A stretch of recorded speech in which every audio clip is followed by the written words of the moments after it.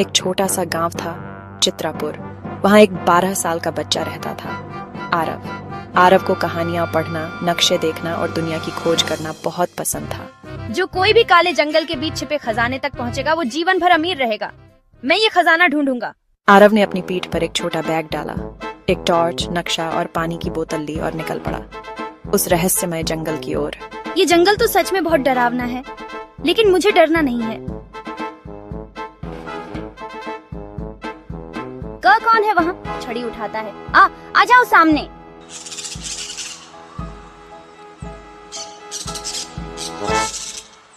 खजाना चाहिए तो पहेली सुलझाओ। 3 पेड़ जहाँ एक सीध में हो, उसके नीचे गड़ा है खजाना। आरव ने तोते की बात ध्यान से सुनी और जंगल में उन 3 पेड़ों की खोज शुरू की। मिल गए। अब खुदाई करनी होगी। खजाना मिल गया।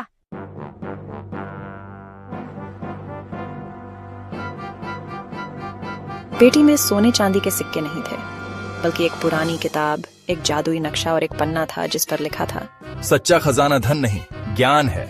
जिस बच्चे ने यहाँ तक पहुँचने की हिम्मत की, वही असली साहसी है। सही कहा। अब मैं और भी खोज करूँगा। आरव गांव लौट आया। सबको उसकी बातों पर यकीन नहीं हुआ, लेकिन उसकी आंखों की चमक बता रही थी।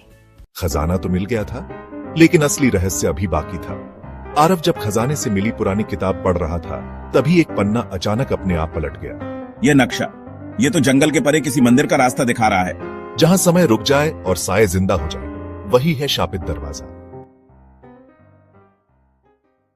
अगली सुबह आरव फिर निकला। इस बार नक्शा उसे जंगल के उस हिस्से में ले गया जहाँ कोई कभी नहीं गया था। आरव झाड़ियों से रास्ता बनाते हुए चलता है। ये रास्ता तो बिल्कुल नक्शे जैसा ही है, पर ये तो नदी के नीचे जाता है। आरव एक चट्टान को खींचता है और पानी के नीचे एक सुरंग का द्वार खुलता है। आरव धीरे धीरे सुरंग में घुसता है।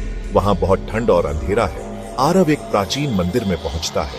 दीवारों पर अजीब चित्र बने हैं, कुछ इंसान, कुछ जानवर और कुछ साए जैसे जीव। जो भीतर गया बाहर न आया।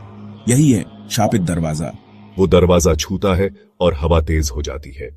दरवाजा खुलते ही सब कुछ बदल जाता है। आरव अब एक ऐसी जगह पहुंचता है जहां सब कुछ स्थिर है। पंछी हवा में रुके हुए, पानी बह नहीं रहा। ये जगह तो समय के बाहर है। अचानक एक साया प्रकट होता है, लंबा, बिना चेहरा। उसकी आवाज गूंजती है, जो समय को छेड़ेगा वो खुद समय में खो जाएगा। आरव जल्दी से किताब में देखता है, वहां एक मंत्र लिखा होता है, काल वृत्तम समाप्तम अस्तु। साया चिल्लाता है और गायब हो जाता है। समय फिर से चलने लगता है। आरव ने साये को हराया, लेकिन उस दरवाजे के अंदर और भी रास्ते थे और एक कुंजी जो जमीन पर चमक रही थी। अब असली खोज शुरू होती है।